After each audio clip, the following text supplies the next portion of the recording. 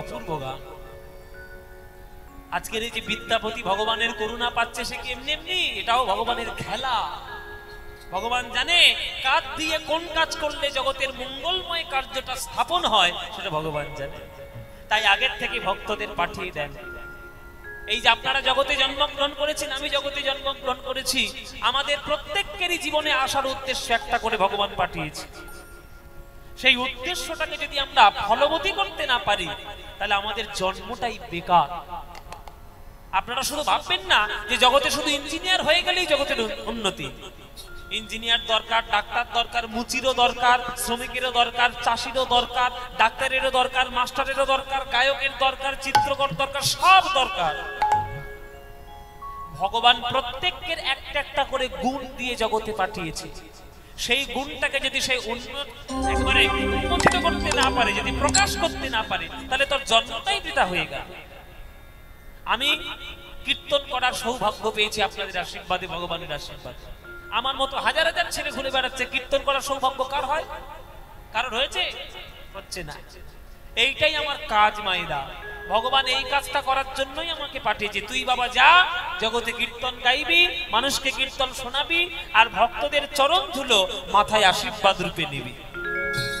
তাই আপনাদের কাছে এই আসরে দাঁড়িয়ে বাবা দীপ্তি করে বলছি, আপনাদের মতো অনুরাগী ভক্তদের সামনে গাড়ি আমার গান গেয়ে দাঁড়িয়ে যে আনন্দ আমি পাই, আমি কোটি কোটি টাকার মালিক হয়ে গেলেও এই আনন্দ কখনো কোনো দিন কুড়িয়ে নিতে পারবো না।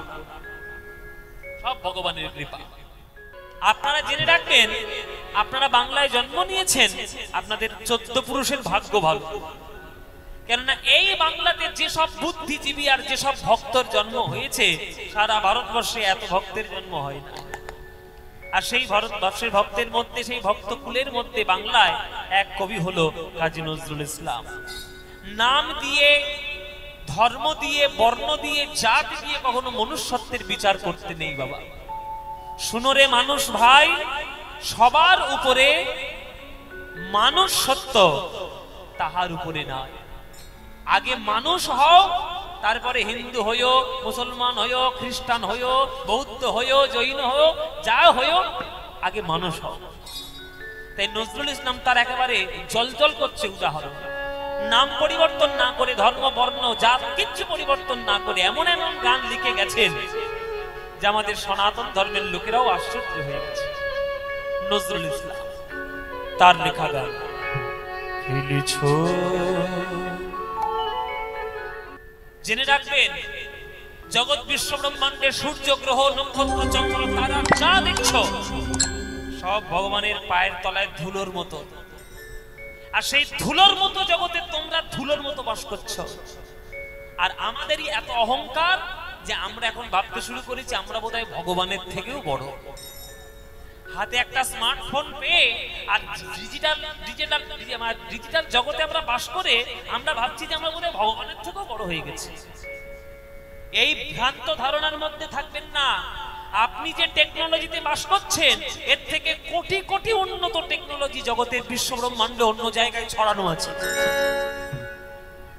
আপনার অস্তিত্ব থাকলেও ভগবানের কিছু যায় আসে না, না থাকলেও ভগবানের কিছু যায় আসে না। সব ভগবানের পায়ের তলায় ধুলোর মতো বাবা। আমি যে গানগুলো গাইছি, এগুলো তোমরা কি বুঝতে পারছো? কঠিন লাগছে, তাহলে আমাকে সহজ করে বলতে হবে। শুনে নাও। বড় সুখ সাব আওল তুয়া তীরে। বিদ্যাপতি বলছে, মা তোমার তীরে এসে আমি অত্যন্ত শান্তি পেলাম, সুখের ছায়া যেন তোমার তীরে পেলাম। তুমি এমন একটি সুখ আমায় দিলে, এখন ছোড়াতাহি নিকট নয়নে পাবে নীরে। তোমার তীর ছেড়ে আমি চলে যাব, এই কথাটা ভাবতে গিয়ে আমার চোখ থেকে এখন জল আসছে। মা কি মায়ায় তুমি বেঁধে দিলে, কি ভক্তিতে তুমি আমায় বেঁধে দিলে যে তোমার তীরে এসেই আমার মনের মধ্যে ভক্তি উদয় হল। ছোড়াতাহি নিকট নয়নে পাবে নীরে। মা গো, তোমার জলে স্নান করতে এলাম, কিন্তু একটা অপরাধ করে ফেলেছি মা, তুমি নিজগুলো ক্ষমা করে দিও। কি অপরাধ? এই অপরাধ আমরা নদীর জলে স্নান করতে গেলে সবাই করি। আপনারা জানেন সেই অপরাধটা কি? গঙ্গার জলে স্নান করতে গেলে সেই অপরাধ আমাদের সবার হয়। কি অপরাধ বাবা?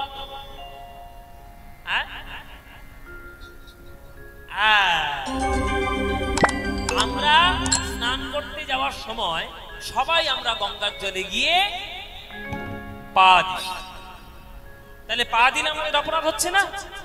যে মা গঙ্গা, যিনি বিষ্ণুর চরণ থেকে তার জন্ম, তার গায়ে আমি পা দিচ্ছি, অপরাধ নয়? বিদ্যাপতি ওই 12 বছর বয়সে তার উপলব্ধি হয়ে গেছে। ও মায়েরা, গঙ্গার জলে স্নান করতে গেলে পায়ে গঙ্গা জল লাগে না এমন কে আছে? হাত তোলো দেখি। কে এমন আছে? হাত তোলো। কে হাত তুলতে পারবে? তোমার পায়ে গঙ্গা জল লাগে না? তবে হাত তুলছো কেন? আমি বলেছি যার লাগে না সে হাত তোলো। তাহলে আমাদের সবার পায়ে গঙ্গা জল লেগে যায়, তাহলে এই অপরাধ থেকে মুক্তি পাওয়ার উপায় কি? আমার কাছে সে উপায়টা জানা আছে, যদি আপনারা বলেন তাহলে বলতে পারি। বলবো? সবাই গঙ্গার জলে স্নান করতে যাবেন। গঙ্গার জলে পাটা দেওয়ার আগে জলটা আগে নেবেন হাতে করে, মাথায় ছড়া দেবেন। আর মাথায় ছড়া দেওয়ার সময় একটা মন্ত্র বলতে হয়, সেই মন্ত্রটাও আমাদের জেনে নেওয়া উচিত। সেই মন্ত্রটা কি মায়েরা? যদি বলি মুখস্থ করে নিতে পারবে কি মায়েরা? পারবে? তাহলে বলবো।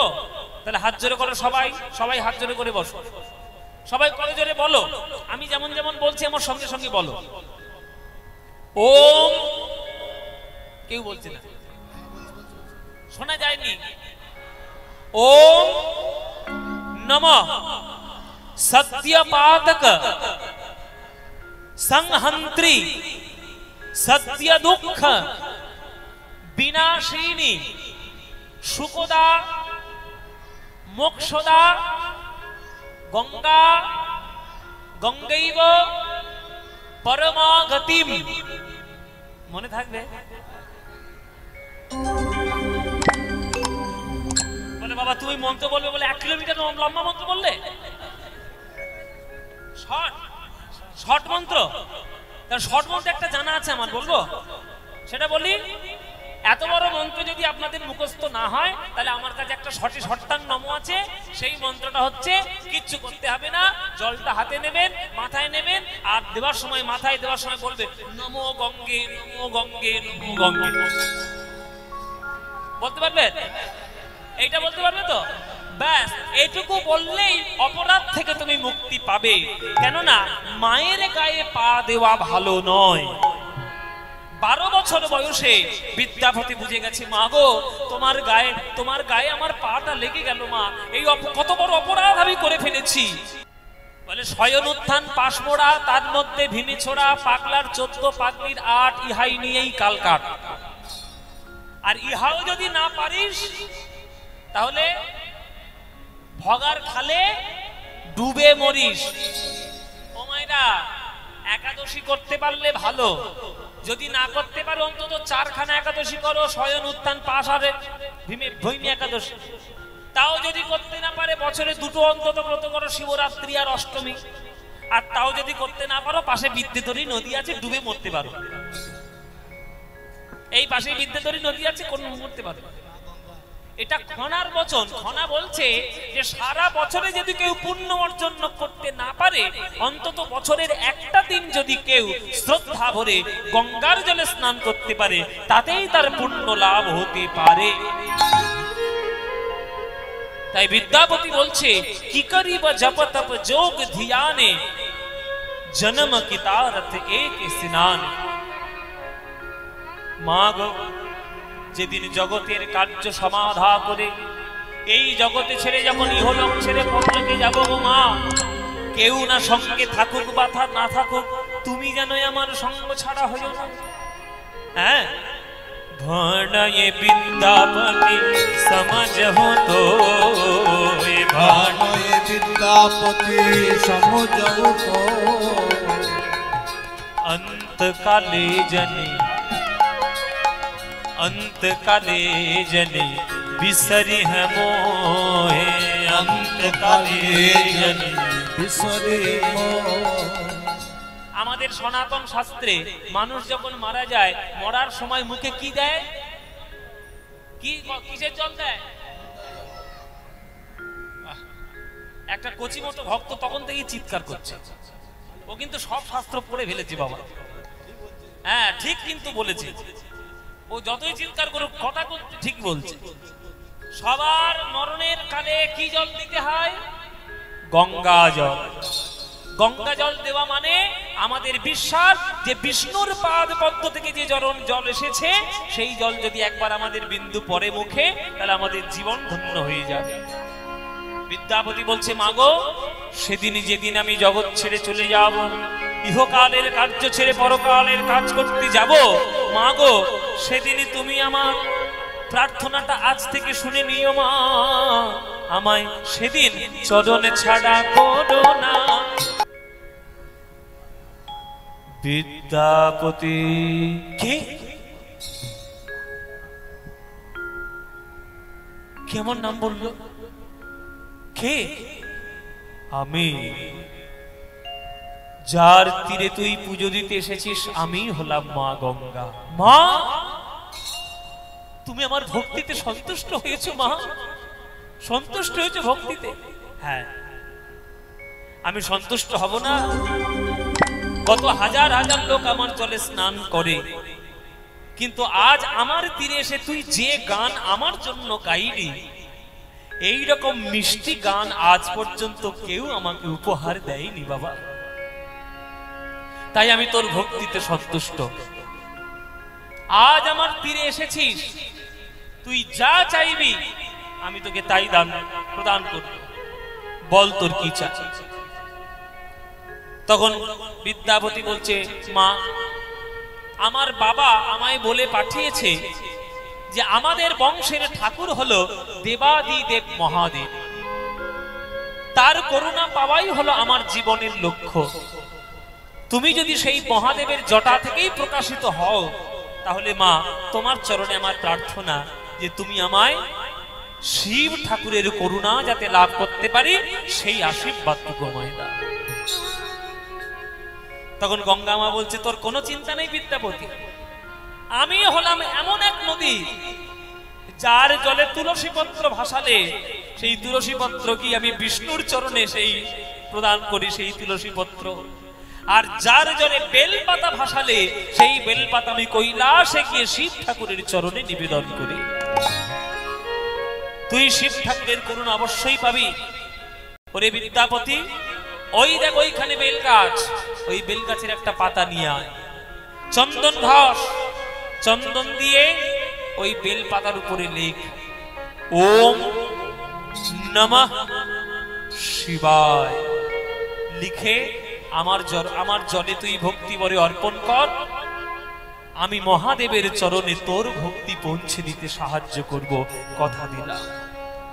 সঙ্গে সঙ্গে বিদ্যাপতি ছেড়ে চলল বেল গাছের তলায়। কি ভক্তি বাবা, কি সুন্দর! আমার বলতে গিয়েই আমার গা কাটা দিচ্ছে। বিদ্যাপতি চলেছে বেল গাছের তলায় একটা বেল পাতা তুলবে বলে। ভোলানাথের নাম হচ্ছে আশুতোষ। অল্পেতে সন্তুষ্ট হন যিনি, তিনি হলেন আশুতোষ। সেই আশুতোষ ভগবান ভোলানাথ মহাদেব, তার নাম লিখে গঙ্গার জলে আজকে অর্পণ করছে আমার বিদ্যাপতি। একটা পাতার মধ্যে লিখলো ওম, একটা পাতার মধ্যে লিখলো নমঃ, আর একটি পাতার মধ্যে লিখলো শিবায়, লিখে গঙ্গার জলে প্রদান করছে। ওম নমঃ শিবায়। বিদ্যাপতি প্রভু, প্রভু আপনি এত তাড়াতাড়ি সন্তুষ্ট হয়েছেন আমার ভক্তিতে? সন্তুষ্ট হব না বাবা।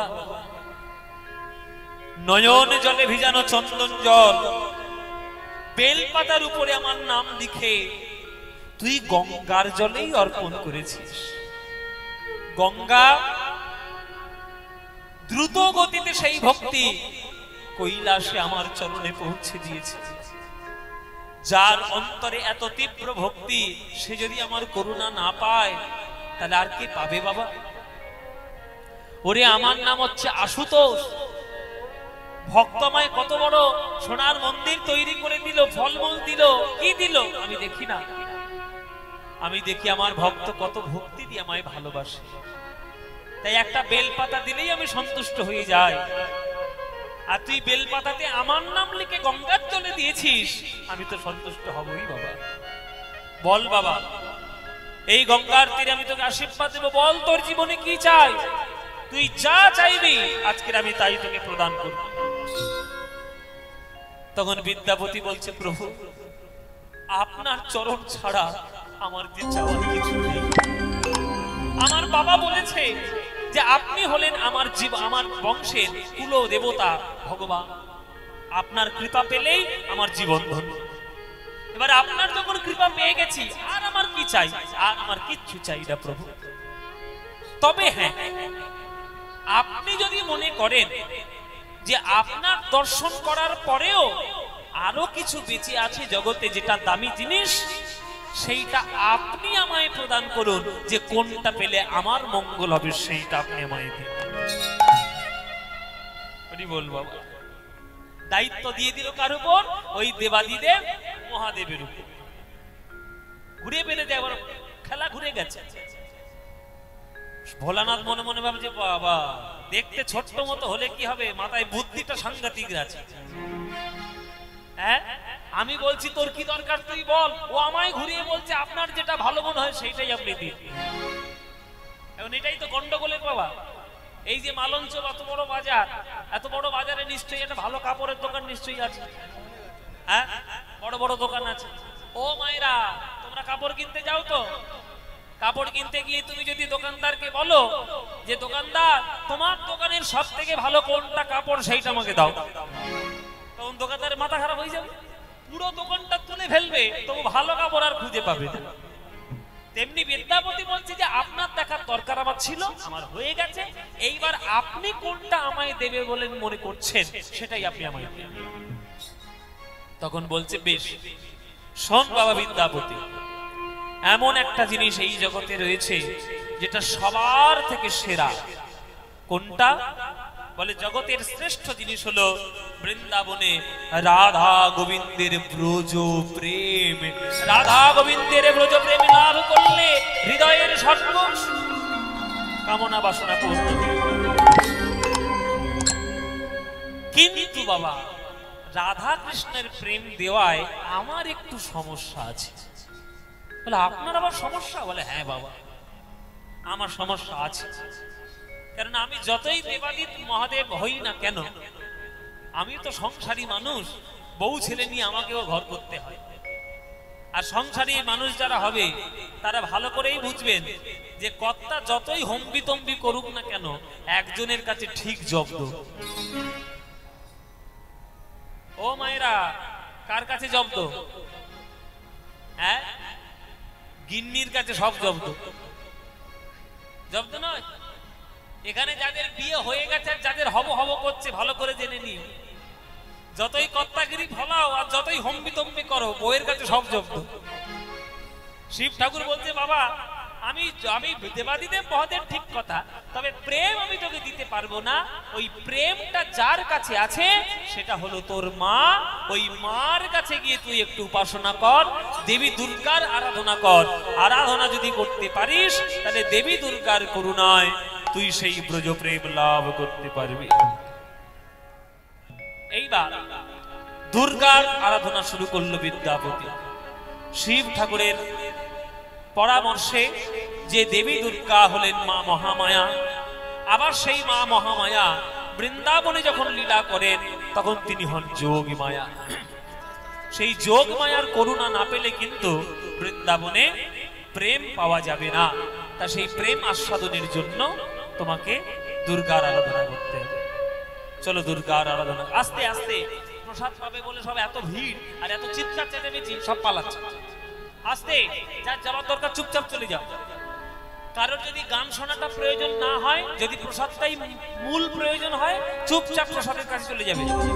রাধা গোবিন্দের মন্দিরে পাশে চিৎকার করবে না, আস্তে আস্তে যাবে। সবাই মিলে করজোরে বসবেন। এবার আমরা একটু দুর্গার বন্দনা গাইব। বিদ্যাপতির লেখা নিজের গান, সেই গান দিয়ে দুর্গার বন্দনা আজকের আমরা শুনবো। বিদ্যাপতির নিজের লেখা গান, দুর্গা ভক্তি তরঙ্গিনী বলে একটা গ্রন্থ আছে। সেই গ্রন্থে দুর্গার বন্দনা রয়েছে, সেই গানটি আমরা এবার গাইব। সবাই করজোরে সবাই একটু বসুন, আমরা মা দুর্গার একটু আরাধনা করব। দেখুন, আমরা অনেকেই দ্বন্দ্ব করি যে কৃষ্ণ ভক্ত যারা হবে তারা কেন কালী ভক্ত হবে। জেনে রাখবে, কৃষ্ণ হলো শক্তিমান, আর শক্তি হলো তার ওই দুর্গা মা কালী, কেননা তার অঙ্গ থেকেই জন্ম নিয়েছে। সুতরাং কৃষ্ণ কালী আমরা যারা আলাদা বলে মনে করি, এটা আমাদের একটা বোকামো ছাড়া আর কিছুই নয়। কেননা কৃষ্ণ হচ্ছে মূল শক্তিমান, আর তার শক্তি হলো মা ওই মহামায়া। সেই মহামায়াকে আমাদের ডাকতে হবে। মা মহামায়ার করুণা না পেলে গোপীরা পর্যন্ত কৃষ্ণকে পাইনি, আর তুমি কি ভেবেছো যে তোমরা স্বাভাবিকভাবে ভগবানকে পেয়ে যাবে?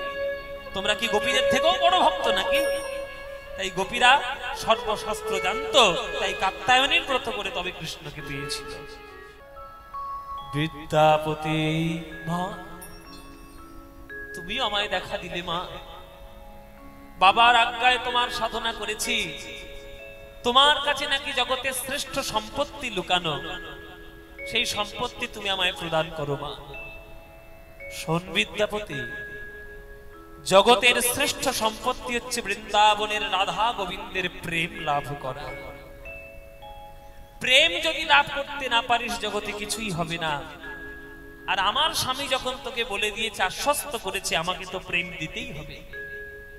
আজ আমি তোকে প্রাণ ঢালা আশীর্বাদ দিলাম বাবা। শোন, আমার আশীর্বাদে তুই বিশ্ব ব্রহ্মাণ্ডে যতদিন থাকবে, সর্বশ্রেষ্ঠ পদকর্তা রূপে তোর নাম চিরস্মরণীয় হয়ে তুই ভক্তদের কাছে থাকবি। এটা প্রথম।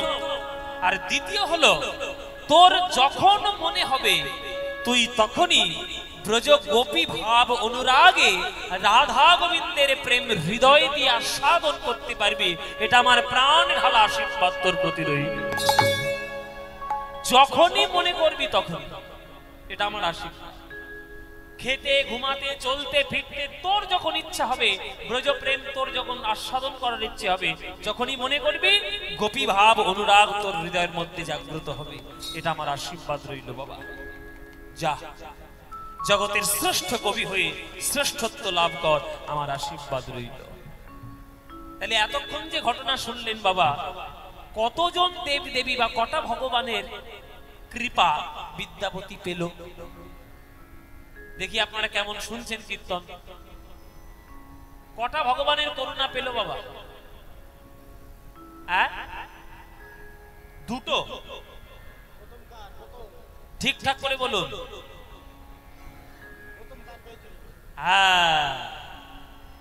তিনজন। প্রথম কার কৃপা পেল? মা গঙ্গা। দ্বিতীয় কার কৃপা পেল? ভগবান ভোলানাথ শিব ঠাকুর।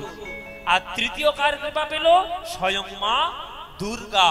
তাহলে তিনজনের করুণায় সে ধন্য হয়ে গেল বিদ্যাপতি। হ্যাঁ, সেই বিদ্যাপতি ধন্য হলো। চলুন জয় নিতাই। সেই বিদ্যাপতি তিন দেবতা বা তিন দেবী দেবীর আশীর্বাদ ধন্য হয়ে জগতের শ্রেষ্ঠ কবি হয়ে গেলেন। এমন এমন রচনা করতে শুরু করলেন যে তার রচনায় সারা জগৎ মুক্ত হয়ে যেতে লাগলো। যে যে শুনছে তার পদাবলী আর পাগল হয়ে যাচ্ছে, আর ভক্তি রসে পাগল, তার হৃদয় বিগলিত হয়ে যাচ্ছে। হরি বল বাবা। বলছে ভগবান সৃষ্টি করেছেন জগৎ, আর তার জগতের লীলা খেলা তিনি কেমন করে খেলবেন সেটা তিনিই জানেন। আমরা তো তার খেলার মাত্র পুতুল মাত্র বাবা, পুতুল মাত্র। আমরা পুতুল হয়ে বসে আছি, ভগবান তিনি কেমন করে সাজাচ্ছেন, তার লীলা খেলা তিনি তৈরি করছেন। আর জেনে রাখবেন, সেই ভগবানের রোমকূপ থেকে কোটি কোটি ব্রহ্মাণ্ডের জন্ম হয়, আর সেই ব্রহ্মাণ্ডের মধ্যে আমরা হলাম সামান্য সামান্য ধুলোর মতো জীব। আমাদের অস্তিত্ব থাকলেও কিছু যায় আসে না, না থাকলেও কিছু যায় আসে না। ওই জন্য জগতে আপনারা এসেছেন ভগবানের করুণায়, বিদ্যাপতি পেল আজকের ভগবানের করুণা। এই আপনারা যারা যারা ভগবানের করুণা পেতে চান, শুধুমাত্র সৎ কার্যেই ভগবানকে পাওয়া যাবে, তাছাড়া নয়। ওই জন্যই কাজী নজরুল ইসলাম একটা গান লিখেছিলেন যে খেলিছ এ বিশ্ব লয়ে বিরাট শিশু। খেলিছ এ বিশ্ব লয়ে বিরাট শিশু, প্রলয় সৃষ্টি তব পুতুল খেলা নিরজনে প্রভু নিরজনে। বিদ্যাপতির জন্ম হয়েছে পদকর্তা রূপে, জগতে প্রেম ভক্তির গান লেখার জন্য, তাতে সে শ্রেষ্ঠ হয়ে গেছে, তার মতো শ্রেষ্ঠ কেউ হয়। তখনকার দিনের ওই মিথিলার রাজা যিনি ছিলেন তার নাম ছিল শিব সিংহ। শিব সিংহ বিদ্যাপতির ভক্তিতে এবং তার কবিত্ব যে শক্তি, কাব্যিক শক্তির জন্য তাকে পছন্দ করে তাকে রাজসভায় রাজ পণ্ডিত রূপে নিযুক্ত করে নিলেন, যে আপনার এত প্রতিভা, আপনি আমার রাজসভায় আপনি থাকবেন রাজ পণ্ডিত। রাজার পণ্ডিত হয়ে গেল বাবা। অর্থের কোনো অভাব নাই, টাকা পয়সার কোনো চিন্তা নাই, শুধু মন প্রাণ দিয়ে সে শুধু কবিতা লেখে, রাধা গোবিন্দের প্রেম পদ লেখে, আর জগতে বিশ্ব ব্রহ্মাণ্ডে কাব্য সাহিত্যের উন্মেষ ঘটায়, এটাই তার কাজ। হঠাৎ একদিন হয়ে গেল সর্বনাশ। শিব সিংহ রাজা 3 বছর খাজনা দিতে পারেনি বলে তৎকালীন দিনে যিনি দিল্লির সিংহাসনে বসেছিলেন, তিনি সেই শিব সিংহের নামে সমন জারি করলেন যে মৃত্যুদণ্ড ঘোষণা করা হলো শিব সিংহের নামে, বন্দী করে ওকে দিল্লিতে নিয়ে এসে। নবাবের যারা প্রহরী, যারা দাঁড়ি, যারা সৈনিক, তারা এলো মিথিলায়, আর হাত পা বন্ধন করে শৃঙ্খলাবদ্ধ করে দিল্লিতে নিয়ে চলে গেল রাজা শিব সিংহকে। মৃত্যুদণ্ড সমন জারি হয়েছে। বিদ্যাপতির চরণে এসে আছাড় খেয়ে বলল শিব সিংহ রাজার পত্নী, রাজপত্নী, গুরুদেব আপনি বাঁচান, গুরুদেব সর্বনাশ হয়ে গেছে, আপনি ছাড়া কেউ বাঁচাতে পারবেন।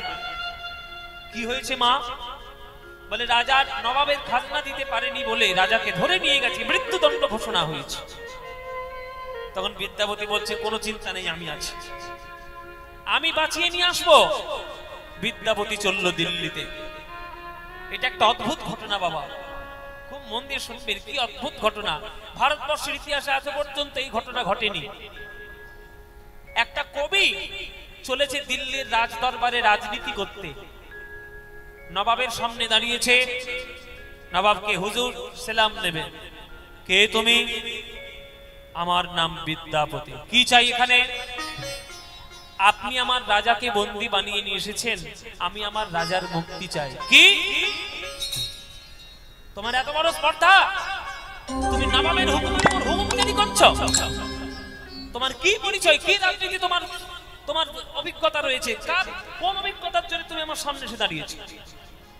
বলে আমি কোনো রাজনীতিবিদ নই। তাহলে তারা তোমার পরিচয় কি? কি করো তুমি? বলে আমি এই রাজা শিব সিংহের রাজত্বে আমি সাহিত্য রচনা করি, কবিতা রচনা করি, গান রচনা করি, শাস্ত্র রচনা করি। বলে তাহলে ঘরে গিয়ে বসে বসে গান লেখকে যাও, এখানে রাজনীতি করার জন্য তোমাকে ডাকা হয়নি, যাও চলে যাও এখান থেকে। তখন বিদ্যাপতি বলছে শুনুন নবাব, আপনি যদি মনে মনে স্থিরই করে নিয়েছেন যে আমার মহারাজকে মৃত্যুদণ্ড আপনি দেবেন, তাহলে দয়া করুন আমার উপরে, মহারাজকে মৃত্যুদণ্ড আপনি দিন, আমার কোনো আপত্তি নাই, কারণ আপনি নবাব, আপনি যেটা করবে সেটাই হবে। কিন্তু তার আগে আপনার সামনে আমার গলাটা কেটে ফেলে দিন, মৃত্যুদণ্ড আগে আমার দিন, আমি মরে যাই, তারপর আমার রাজাকে আপনি মৃত্যুদণ্ড দেবেন কি না দেবেন আপনার ব্যাপার, আমি দেখতেও আসবো। তখন নবাব বলছে কেন আমি তোমার গলা কাটতে যাবো কেন?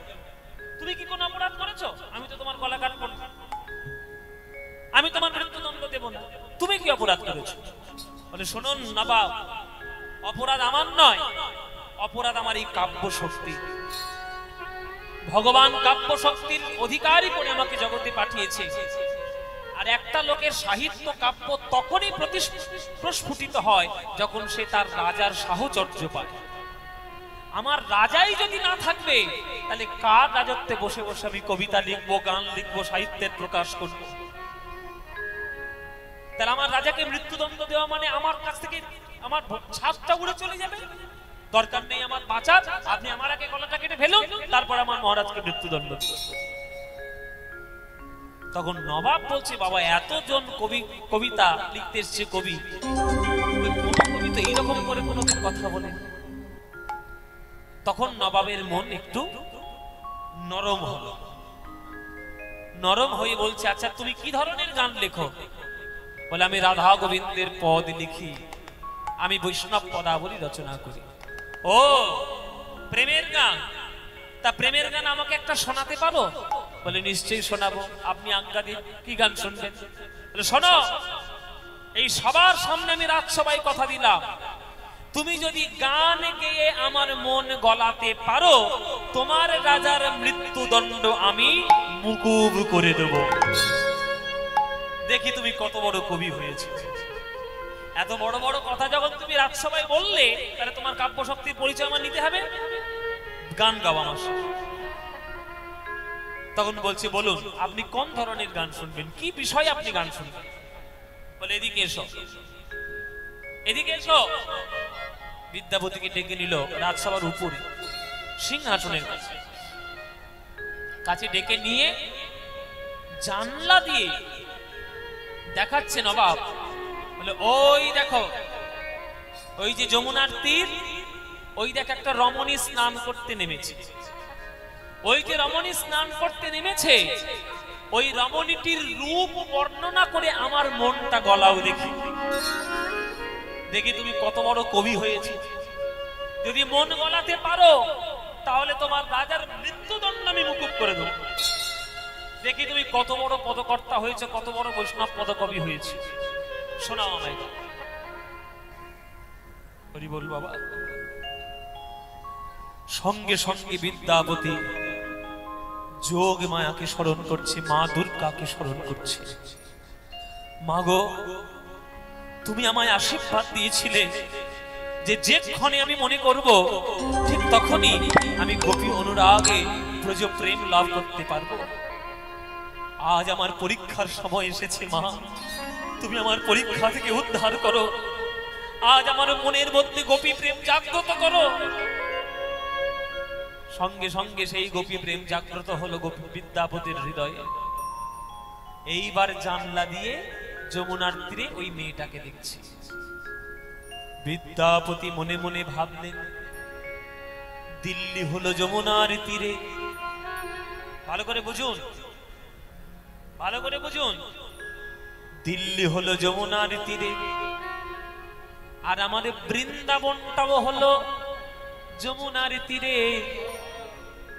তাহলে ওই যে রমণী স্নান করছে, আমি কেন মনে করব একটা সাধারণ রমণী স্নান করছে?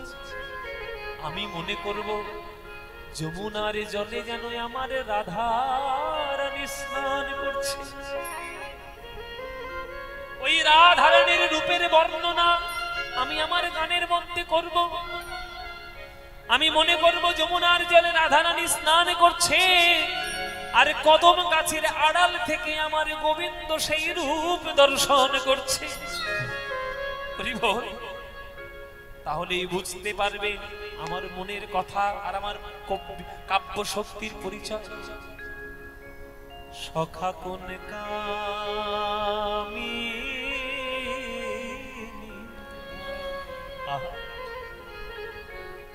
কি অপূর্ব বৈষ্ণব পদাবলীর সুর আর তার ভাব। বল বাবা। সখা কোন কামি, ও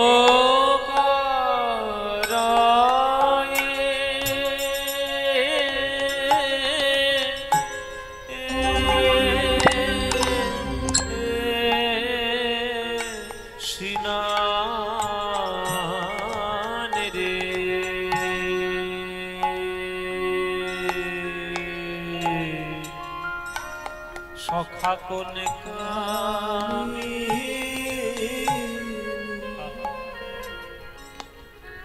বল বাবা। সবাই একটু করজোরে রাধারানীর রূপকে কল্পনা করুন। যমুনার জলে আমার রাধারানী স্নান করছে, আর সেই রূপ কদম গাছের আড়াল থেকে আমার গোবিন্দ দেখছে। আর সেই রূপের বর্ণনা কেমন হবে বিদ্যাপতি লিখছে, ও তার আকণ্ঠ বপু জলে বইসে, আর বদন মাত্র জলে ভাসে, দেখে আমার মনে যেন যমুনার উপরে ওগো সোনার ভাসে রে।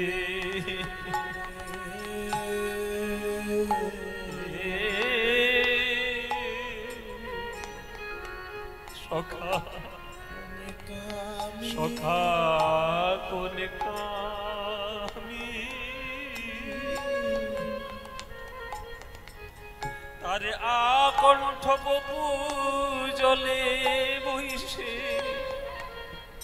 আর বদনে মাত্র জলে ভাসে, দেখে মনে হয় যেন সোনার কমল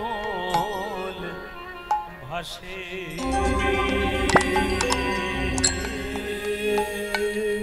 সখারে সখা কোন কামি। মায়েরা, রাধারানী স্নান করছে তো গলা পর্যন্ত জলের তলায় রাধারানী ডুবে, আর যমুনার উপরে রাধারানীর বদনখানা দেখে মনে হচ্ছে কালো নীল জলের উপরে রাধারানীর বদনটা যেন সোনার পদ্ম ফুলের মতো বিকশিত হয়েছে। এমন রূপ জগতে কোথায় দেখা যায়? ওগো হেরো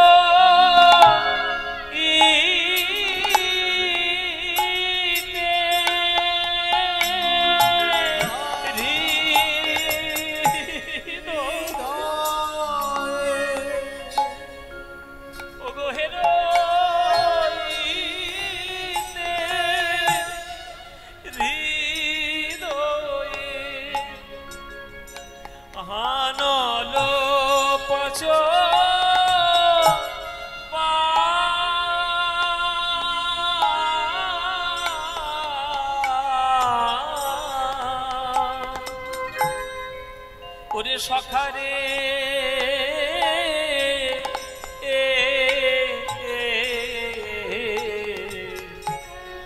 কোন কামি।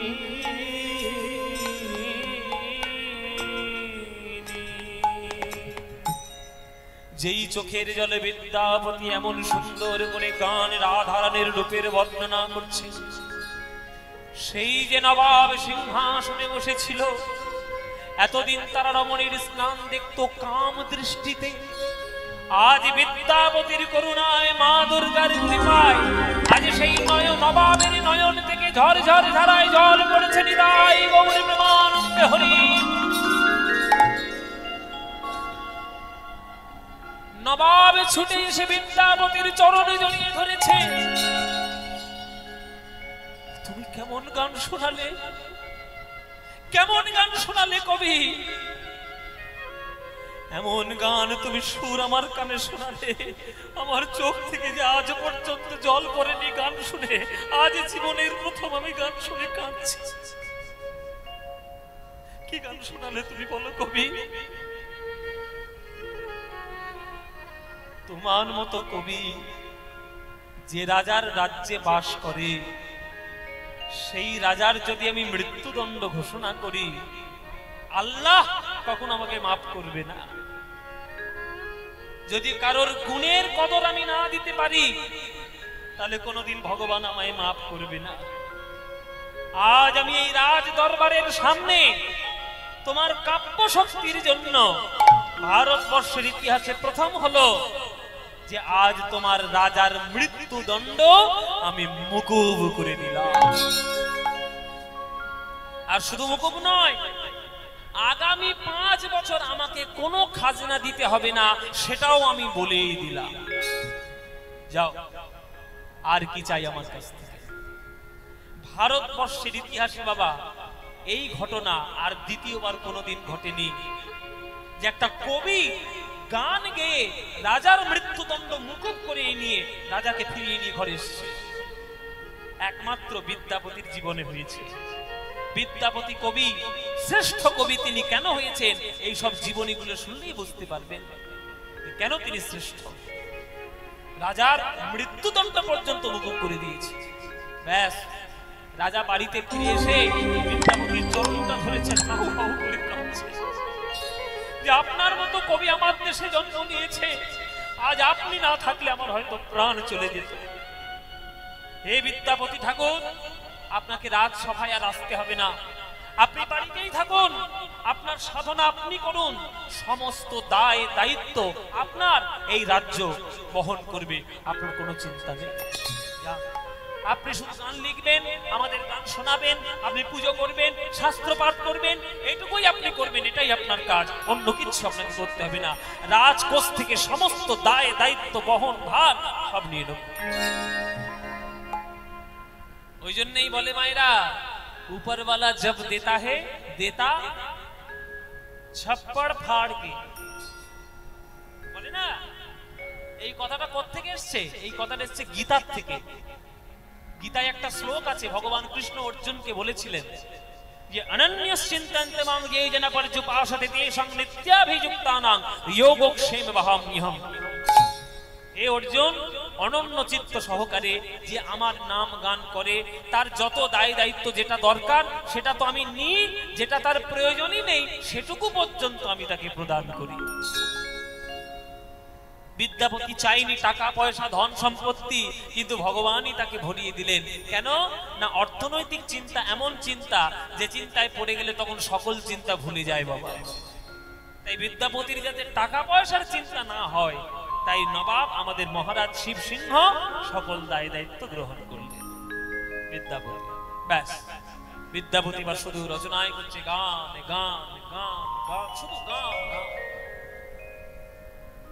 তার একটাই কাজ, ভোলানাথের পুজো করা, পদাবলী রচনা করা, জগতের মঙ্গল কার্য করা, যারা পড়াশোনা শিখছে না তাদেরকে পড়ানো, রাজপুত্রদেরকে শিক্ষিত করা, এই হচ্ছে তার কাজ। মানে বিদ্যা ছাড়া তার জীবনে আর কিচ্ছু নাই। তাই তিনি বিদ্যাপতি, তাই তিনি বিদ্যাপতি। একদিন সকালে ঠাকুর ঘরে বসে বসে পদাবলী লিখছে, আর দরজায় টোকা পড়েছে। টোকা কে? কে? কথা বলে না, সরা করে না, শব্দ করে না, কে রে বাবা? দরজা খুলে দেখছে একটা লোক সামনে দাঁড়িয়ে রয়েছে। এই মনে হচ্ছে জঙ্গলে টঙ্গলে বাস করে এরকম কোন একটা লোক। ও মায়েরা, গায়ে একেবারে ধুলো ছাই কোথা থেকে মেখেছে তা কি জানি, একেবারে গায়ে ধুলো ছাই ভর্তি, এবার কালো মতো দেখতে একটা লোক সামনে এসে দাঁড়িয়েছে। সামনে দাঁড়িয়ে আজ বিদ্যাপতির সামনে বলছে, আচ্ছা এটা কি বিদ্যাপতি ঠাকুরের বাড়ি? তুমি কে? আগে আমার নাম হচ্ছে উগনা। কি কি নাম বললে? উগনা। উগনা উগনা এবার কি ঘুটি নাম রে বাবা? হ্যাঁ, উগনা কোত্থেকে আসছো? বলে আপনি আমার বাসস্থান চিনবেন না, আমি অনেক দূর থেকে আসছি, আমার শুধু একটাই কাজ, আমি ঘুরে ঘুরে বেড়াচ্ছি, কে রাধা গোবিন্দের গান লেখে, কে প্রেমের গান লেখে, আমি তার বাড়িতে থাকবো, তার বাড়িতে ভৃত্য আমি থাকবো, আর আমার মাইনে দিতে হবে না, আমার পয়সা দিতে হবে না, আমার শুধু একটাই চাহিদা, আমাকে একটু গান শোনালেই আমি তার বাড়িতে চাকর বৃত্তি করবো। বিদ্যাপতি ঠাকুর, আপনি শুনেছি রাধা গোবিন্দের পদাবলী রচনা করেন, আপনার বাড়ির যা কাজ বলবেন আমি সব করে দেব, আমি চাল এনে দেবো, রান্না করে দেব, আমি ঘরদর পরিষ্কার করে দেবো, সব। শুধু আমার একটা চাহিদা, আপনি আমাকে গান শোনান, আপনি আমাকে একটু গান শোনান। বলে বাবা এরকম অদ্ভুত লোক তো কেউ কখনো পাইনি। দাঁড়াও বাবা, আমি হ্যাঁ বললে হবে না, মানে আমার একটা গিন্নি আছে, তার কথা জিজ্ঞেস করতে হবে। বিদ্যাপতির স্ত্রীর নাম ছিল মহামায়া দেবী। বিদ্যাপতির স্ত্রীর নাম মহামায়া। সেই মহামায়াকে জিজ্ঞেস করছে, ও মহামায়া, বলেন বলেন। আরে বলেন বলেন আবার কি? হ্যাঁ বলেন। হ্যাঁ বলেন। ঘরে একটা চাকর বাকর না থাকলে কাজপত্র হয়? পয়সা করি নেই, চাকর বাকর দরকার নেই, পয়সা করি নেই। পয়সা করি লাগবে না।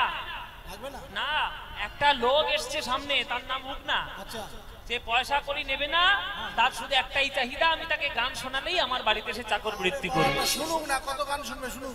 হ্যাঁ, কত গান শুনে শুনুক। ও ও মহামায়া, এই তোমার কাপড় কেচে দেবে, বাহ বাহ বাহ, রান্না করে দেবে, আরে বাবা, ঘরে জল তুলে দেবে। হ্যাঁ, ভাড়ার ঘরে ইঁদুর ঢুকলে ওই ইঁদুর।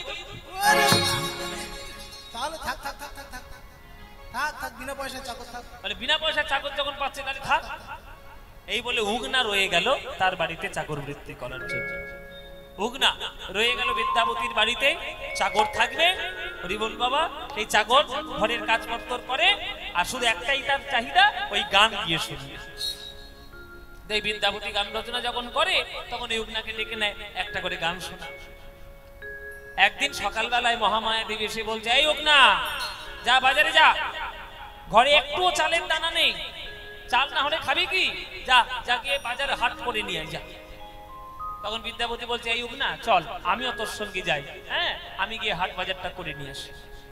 এই বলে বাজারের ব্যাগ নিয়ে, বাবা বাজারের থলি নিয়ে বিদ্যাপতি আর উগনা হাটে চলেছেন বাজার করার জন্য। আগে যেমন হাট হতো না, এখন জানি না কোথাও হয় কিনা, হয় এখনো কোথাও কোথাও হয় হাট। একটা জায়গায় এসে সব দোকানদাররা মিলে হাট দেবে, সেইখান থেকে লোকে কেনাকাটা করে বাড়ি যাবে। এই কনসেপ্টটা এখনো আছে। তবে চলেছে হাট করার জন্য। আর এই যে ধীরে ধীরে ধীরে গরম পড়ছে, উত্তপ্ত জগৎ, সেই রাস্তা দিয়ে হেঁটে হেঁটে যাচ্ছি বাবা। আর বিদ্যাপতি তৃষ্ণায় কাতর হয়ে ওই বট গাছের তলায় একটা বসে পড়েছে। একটা বট গাছের তলায় গিয়ে বসে বলছে, ওরে উগনা, আর পাচ্ছি না বাবা, এই গরম, এই এত সকাল সকাল না বেরোলে হয়, এই এত দুপুরে বেরিয়েছে, গলাটা একবার শুকিয়ে কাঠ হয়ে যাচ্ছে। আচ্ছা, এখন যাবো না, এই বট গাছের তলায় বসে একটু বিশ্রাম করি, তারপরে একটু পরে গিয়ে বাজারঘাট করবো। আরে ঠিক আছে, তাই করুন। উগনা বসে গেল, বিদ্যাপতি বসে গেল। বসে গিয়ে আর বিদ্যাপতির ওই শীতল ছায়া পেয়ে মনটা তার একেবারে গলে যাচ্ছে। বাহ বাহ বাহ বাহ বাহ, এই উগনা, আমার একটা গান মনে পড়ছে। উগনা, একটা গান আমার মনে এলো, কিন্তু কাগজ কলম তো নিয়ে আসেনি। হ্যাঁ, লিখবো কিসে? আমি গানটা গাইবো, তুই মনে করে ডাকতে পারবি উগনা? নিশ্চয়ই নিশ্চয়ই বাবা ঠাকুর, আপনি গাইবেন আর আমি মনে করবো না? আপনি গান আমাকে, আমার সামনে গান, আমি সব মনে করে রাখবো। ঠিক আছে, তাহলে শোন, আমি একটা গান গাই। এই বলে বিদ্যাপতি সেই বট গাছের তলায় বসে গান গাইতে শুরু করেছে। যে গানটি ছিল মহাপ্রভুর অত্যন্ত প্রিয় গান। এবার যে গানটা গাইছে বিদ্যাপতি, এই পদটি মহাপ্রভুর অত্যন্ত প্রিয় পদ, প্রিয় গান, একটা প্রার্থনার পদ। জগন্নাথকে দেখে যখন মহাপ্রভুর কৃষ্ণের কথা মনে হতো, তখন এই গানটা গাইতে গাইতেই জগন্নাথ জগন্নাথ বলে কাঁদতেন। সেই গানটা বিদ্যাপতি, একটা বিখ্যাত বৈষ্ণব পদাবলী আর একটা বিখ্যাত গান। শুনবেন বাবা আপনারা? তাহলে শোনাই আপনাদের এক কলি। গানটা পুরো পদটাই শুনবেন তো? তাহলে চলুন, বিদ্যাপতির লেখা এক শ্রেষ্ঠ প্রার্থনার পদ আপনাদেরকে শোনাই। মধ্যম দশকোষী তাল, মধ্যম দশকোষী তালের উপর এই গানটি। কীর্তন পদাবলী, কীর্তনের আদি ধারা বাবা বড় বড় তালের গান, যদিও সেইগুলো এখনকার দিনে বড় কম হয়ে যাচ্ছে, কিন্তু সেইগুলোই হচ্ছে আসল গান। সেই গানগুলোই যদি কেউ শুনতে পারে, তবে কীর্তন সঠিক শুনবে। এই গানটি বিদ্যাপতির গান। ও হে রাধা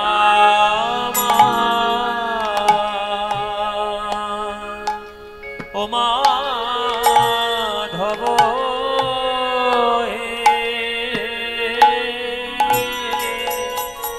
বহুত ও মিনতি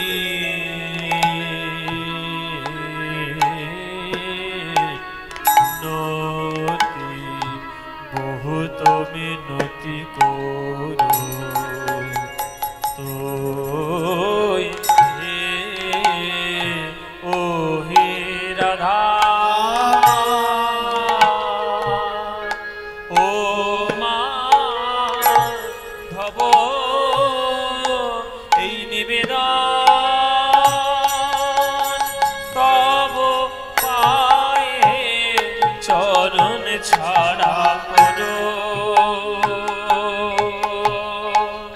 করুণা হে নিবেদন তব পায়ে চরণ ছাড়া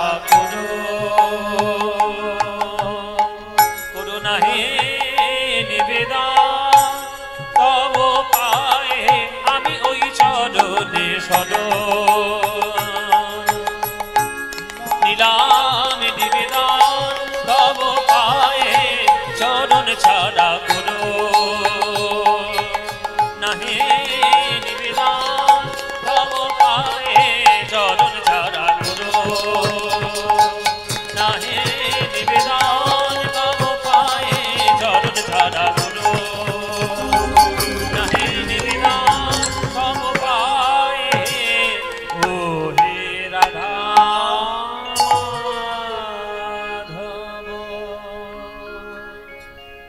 মাধব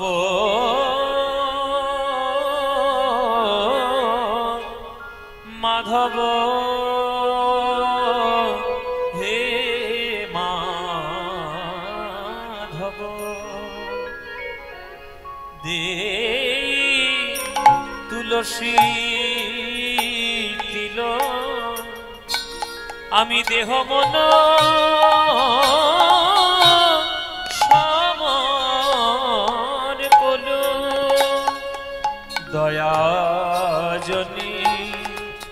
দয়া জনি ছোড়ো বিময় হে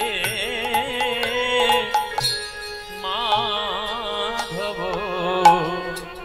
ওগো আমায় দয়া ছেড়ো না হে আমায় দয়া ছেড়ো না হে আমি চির অপরাধী বলে ওগো আমায় দয়া ছেড়ো না হে। আজ আপনারা এখানে যারা গান শুনছেন আপনাদের মধ্যে থেকে কেউ বলুন হাত তুলে যে ভগবানকে আপনি কি দিয়েছেন?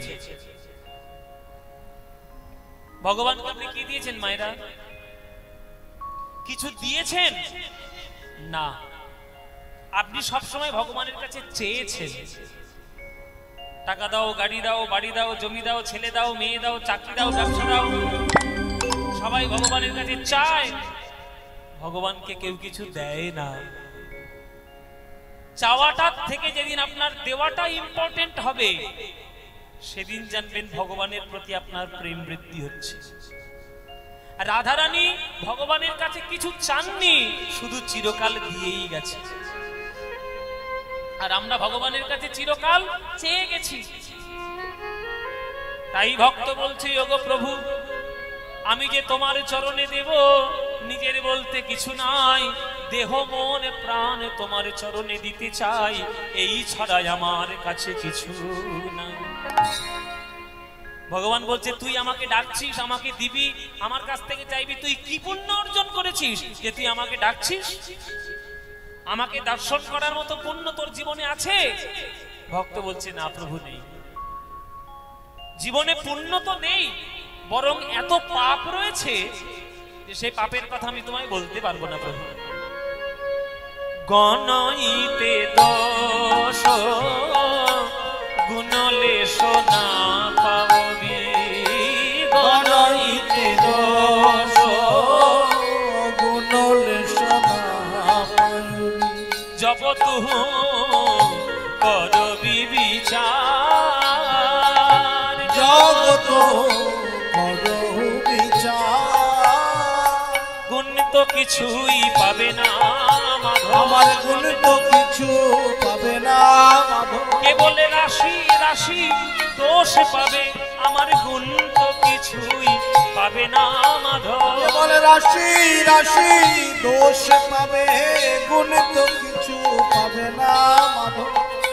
তুহু জগন্নাথ জগতে কহয়সি, জগন্নাথ জগতে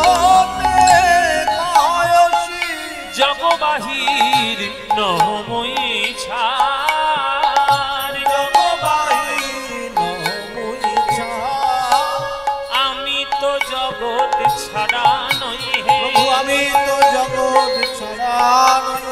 তুমি যদি জগন্নাথ হবে তাহলে আমি তো জগৎ ছাড়া নই হে তুমি যদি জগন্নাথ হবে আমি তো জগৎ ছাড়া।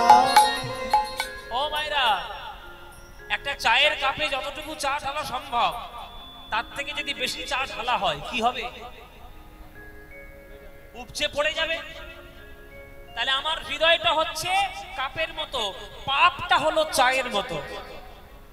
আমার হৃদয় রূপ কাপে যতটুকু পাপ ধরার ক্ষমতা ততটুকু তো করেইছি, এত পাপ বেশি করেছি এর হৃদয় জায়গা নেই, উপচে উপচে এবার পাপটা পড়ে যাচ্ছে। ভগবান বলছে তাহলে তুই পাপও করেছিস, আবার আমাকেও ডাকছিস, আবার আমার উপর ফলাও করছিস যে আমি তোকে কৃপা করতে বাধ্য।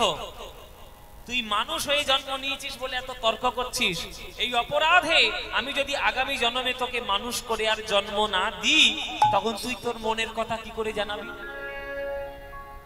তখন ভক্ত বলছে প্রভু গো, আগের জন্মে যদি মানুষ করে জন্ম না দাও তাহলে আগের জন্মের কথা আমি এই জন্মে বলে গেলাম। কি এ মানুষ পশু পাখি কি এ জন্মিয়ে, কি এ মানুষ পশু পাখি দিয়ে জন্মিয়ে, অথবা কীট পতঙ্গে, অথবা কীট পতঙ্গে আমার কর্ম বিপাকে গতাগতি পুনঃ পুনঃ, কর্ম বিপাকে গতাগতি পুনঃ পুনঃ, যেন মতির তুয়া পর সঙ্গে। ওই মতির পর সঙ্গে। হে গোবিন্দ, যদি আগামী জন্মে গাছপালা রূপে আমায় জন্ম দাও তাহলে দয়া করে আমায় তুলসী বৃক্ষ রূপে জন্ম দিও। তুলসীর পাতা দিয়ে তোমার সেবা করব, মঞ্জরি দিয়ে প্রসাদ হব, আর তুলসীর কাষ্ঠ হয়ে ভক্তদের গলায় তুলসীর মালা হয়ে আমি জন্ম নেব। যদি জলের প্রাণী করে জন্ম দাও তাহলে দয়া করে আমাকে শঙ্খ রূপে জন্ম দিও। তোমার আরতি যখন হবে আমি ফুৎকার বেজে উঠতে পারবো। যদি তুমি পোকামাকড়ে করে জন্ম দাও দয়া করে আমাকে মৌমাছি করে জন্ম দিও। ফুল থেকে মধু আহরণ করব, আর সেই মধু দিয়ে তোমার প্রসাদ তৈরি হবে। যদি পাখি করে জন্ম দাও তাহলে ময়ূর করে জন্ম দিও। চূড়ার বেখমের পালক তোমার চূড়ার সেবায় কাজে লেগে যাবে। যদি পশু করে জন্ম দাও যেন গাভী করে জন্ম দিও। দুগ্ধ রূপে তোমার কাছে প্রসাদ হয়ে জীবন সার্থক করব, আর মরণের পর চর্ম দিয়ে মধুর মৃদঙ্গ হব, হরিনাম সংকীর্তনে বাজাতে কাজে লাগবে।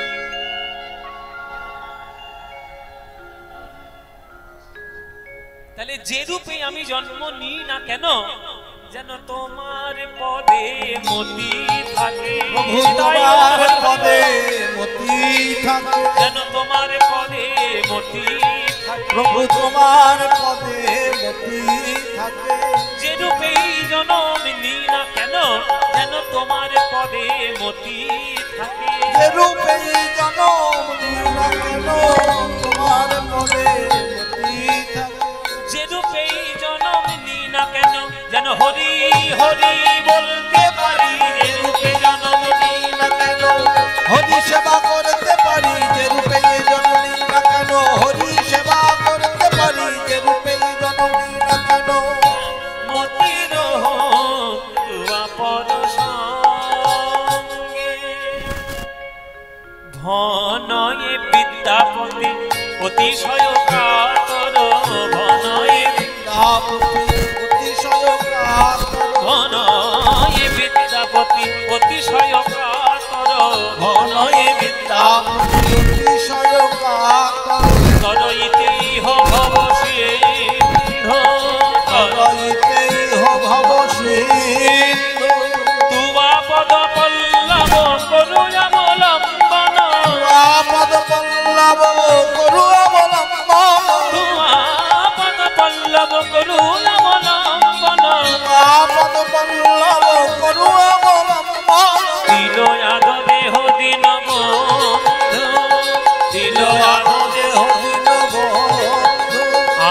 দান করো হে দান, করো হে এক বিন্দু কৃপা দান করো হে, এক বিন্দু কৃপা দান করো, না না ফুরাবে না হে, ফুরাবে না হে, এক বিন্দু দানে সিন্ধু ফুরাবে না হে, এক বিন্দু দানে সিন্ধু ফুরাবে না হে, বিন্দু দানে সিন্ধু হে কৃষ্ণ করুণা সিন্ধু, এক বিন্দু দানে সিন্ধু হে কৃষ্ণ করুণা সিন্ধু, এক বিন্দু দানে সিন্ধু হে কৃষ্ণ করুণা সিন্ধু, এক বিন্দু দানে সিন্ধু হে কৃষ্ণ করুণা সিন্ধু, এক বিন্দু দানে সিন্ধু হে কৃষ্ণ করুণা সিন্ধু, এক বিন্দু দানে সিন্ধু ফুরাবে না হে। তিলয়াদ দেহ দিন বন্ধ, তিলয়াদ দেহ দিন বন্ধ, দিন বন্ধু দিন বন্ধু, তিলয়াদ দেহ দিন বন্ধু, দিন বন্ধু, দিন বন্ধু, তিলয়াদ দেহ দিন বন্ধু, দিন বন্ধু দিন বন্ধু,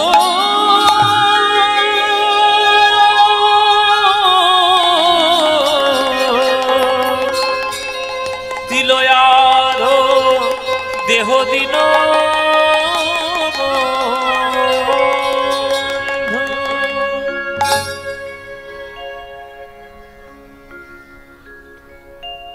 উগনা উগনা, এই উগনা কে কে কে আমায় ডাকলো, কে এই পাগল হলি নাকি? আমি ডাকছি তোকে। ও বাবা ঠাকুর আপনি, এ কেমন গান শোনালেন বাবা ঠাকুর। এ গান শুনে আমার যেন মনে হলো আমি স্বর্গ মর্ত পাতাল ত্রিভুবন একাকার করে শুধু গোবিন্দের চরণে এক গানের মধ্যেই আমি ডুবে গেলাম। বলে গান শুনে তোর আনন্দ হয়েছে? বলে প্রচুর আনন্দ হয়েছে। বলে আনন্দ তো তোর হয়েছে, গলাটা তো আমার শুকিয়েছে, আমার গলা শুকিয়ে গেছে, আমার জন্য জল নিয়ে আয়। কোথায় পাবি জল? জল নিয়ে আয়। জল আনতে যাচ্ছে, উগনা গেল জল আনতে, ঝোপঝাড়ের মধ্যে প্রবেশ করলো। কোথায় নাল, কোথায় নালা, কোথায় পুকুর খাল বিল আছে একটু দেখি। ও মায়েরা, একটা ঝোপের মধ্যে গিয়ে একটু পরেই হাতের মধ্যে টলটলে পরিষ্কার জল নিয়ে এসে সামনে ধরেছে বিদ্যাপতির। এই নিন বাবা ঠাকুর জল পান করুন। বিদ্যাপতি বলছে এই জল তুই কোথায় পেলি? কোথায় পেলি এই জল? আমি এই অঞ্চলেরই বাসিন্দা, কোথায় খাল আছে, নালা আছে, পুকুর আছে, নদী আছে, আমি সব জানা আছে। কোথায় প্রবেশ করলি আর কোথাকার কি জল নিয়ে তুই আমার কাছে হাজির করলি? আমি তো তোর হাত থেকে এই জল পান করব না, এই জল আমি পান করব না, কেননা তুই কি জাত সেটাই আমি জানি না। আগেকার দিনে এই বিচারগুলো ছিল বাবা। আমি তোর হাত থেকে জল পান করবো না, এই জলটা কোত্থেকে তুই এনেছিস সেটা আমি আগে শুনবো, তারপরে জল পান করবো। তখন এই উগনা বলছি বাবা ঠাকুর তুমি সন্দেহ করো না, এই যে জল আমি তোমার জন্য নিয়ে এসেছি এ তো যা তা জল নয়, তুমি নির্দ্বিধায় পান করতে পারো, তোমার কোনো অসুবিধা হবে না। এই জল আমি যেখান সেখান থেকে আনি নাই, এই জলে আমি মাথা হতে এনেছি। জল মাতা হতে হরি বল হরি বল হরি বল, মাথা হতে এনেছি, জল মাতা হতে এনেছি। এ যে শুদ্ধ গঙ্গা জল আমি মাথা হতে এনেছি, যে শুদ্ধ গঙ্গা জল মাতা হতে এনেছি। ওগো এ যে শুদ্ধ গঙ্গা জল তুমি নির্দ্বিধায় পান করো, এ যে শুদ্ধ গঙ্গা জল নির্দ্বিধায় পান করো, এ যে শুদ্ধ গঙ্গা জল নির্দ্বিধায় পান করো, এ যে শুদ্ধ গঙ্গা জল নির্দ্বিধায় পান করো, এ যে শুদ্ধ গঙ্গা জল নির্দ্বিধায় পান করো। আমি মাথা হতে এনেছি।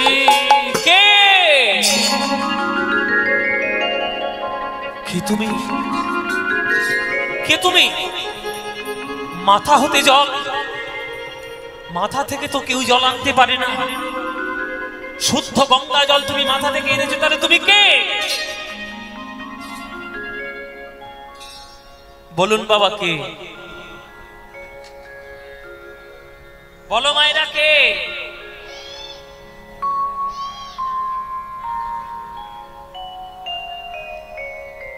উগনা বলছে, বিদ্যাপতি, তোমার পদাবলিতে আমি সন্তুষ্ট হয়ে তোমার বাড়িতে এসেছিলাম রাধা গোবিন্দের গান শুনবো বলে। এতদিন তোমার বাড়িতে চাকর রূপে ছিলাম, আজ দেখো আমার রূপ দেখো। মায়েরা, সেই উগনার ভেতর থেকে রূপ প্রকাশ হচ্ছে। মায়েরা উলুধ্বনি দিন। তবে উগনা দেখাইল আপন স্বরূপ, তবে উগনা দেখাইল আপন স্বরূপ। আজ দেবাদি দেবে মহাদেব হয় অনুরূপ, দেবাদি দেবে মহাদেব হয় অনুরূপ। আজ দেবাদি দেবে মহাদেব হয় অনুরূপ। দেবাদি দেবে মহাদেব হয় অনুরূপ। প্রভু, প্রভু তুমি ক্ষমা করো, প্রভু তুমি ক্ষমা আমি চরণ চিনতে পারি নাই। প্রভু তুমি ক্ষমা করো, চরণ চিনতে পারি নাই। প্রভু তুমি ক্ষমা করো। আমি চরণ চিনতে পারি নাই। ওই অপরাধী হলাম, চরণ চিনতে পারি নাই, অপরাধী হলাম।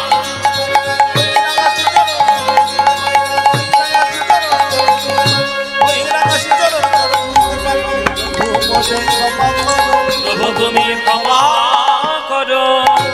যেই উগনার ভেতর থেকে দেবাদি দেব মহাদেব ত্রিশূল ধারে পিনাকে পানি, ওই অভয় মুদ্রা দিয়ে যখন শিব ঠাকুর এইভাবে নটরাজ মূর্তিতে দাঁড়িয়েছেন, আছা রেখে বলল বিদ্যাপতি প্রভুর চরণে, প্রভু গো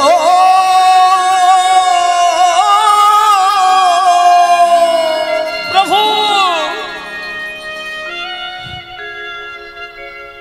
আমি কি অপরাধ করেছি প্রভু? আমার বাড়িতে তুমি আমার কুলের দেবতা, তুমি আমার কুলের ভগবান, আর আমার বাড়িতে তুমি চাকর হয়ে রইলে। কত কটু কথা বলেছি, কত উঁচু স্বরে কথা বলেছি, কিন্তু তুমি এই কাজ কেন করলে প্রভু? মহাদেব বলছে, ওরে বিদ্যাপতি, যার গানের মধ্যে শুধু ব্রজ প্রেম রস পাওয়া যায়, আমি তোকে বলেছিলাম জগতের শ্রেষ্ঠ সম্পত্তি হলো প্রেম, তুই লাভ কর। আমার স্ত্রী দুর্গার করুণায় সেই প্রেম তুই এত পূর্ণভাবে লাভ করেছিস যে তোর গান শোনার জন্য আমি কৈলাসে আর থাকতে পারলাম না, আমি তোর কাছে চলে এসেছি বাবা। তবে তুই আমার স্বরূপ দেখেছিস, কাউকে যেন বলে দিস না আমার স্বরূপ কি, কারণ একবার যদি বলে দিস আর আমি তোর বাড়ি থাকতে পারবো না, আমাকে চলে যেতে হবে।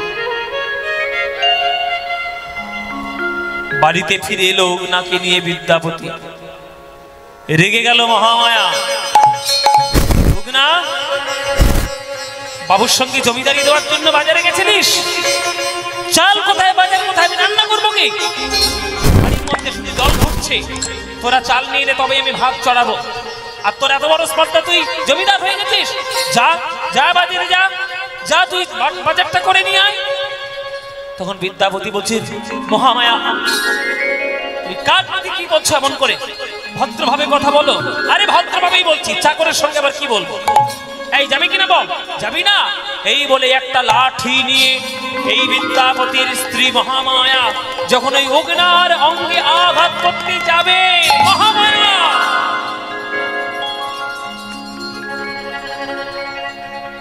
কি করছো? কি করছো তুমি?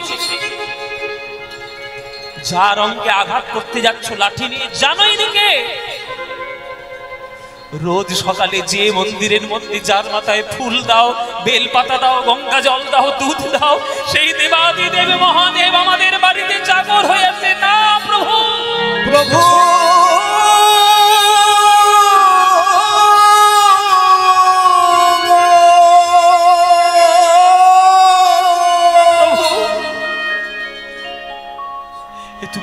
করলে প্রভু? স্বামী স্ত্রী দুজনেই চরণ জড়িয়ে ধরে কাঁদছে, কিন্তু তারা আর কি কাঁদছে বাবা, শিব ঠাকুর তার থেকে আরো বেশি কাঁদছে। ওরে বিদ্যাপতি, তোকে যে আমি বারবার বললাম আমার পরিচয় বলবি না সবার কাছে, তোর স্ত্রীর কাছে তুই বলে দিবি, আর আমি তোর বাড়িতে থাকতে পারবো না, এইবার আমাকে ফিরতে হবে কৈলাস। না প্রভু, আমরা তোমাকে যেতেই দেব না আমাদের বাড়ি ছেড়ে। না বাবা, এরকম বলতে নেই, আমাকে যেতেই হবে।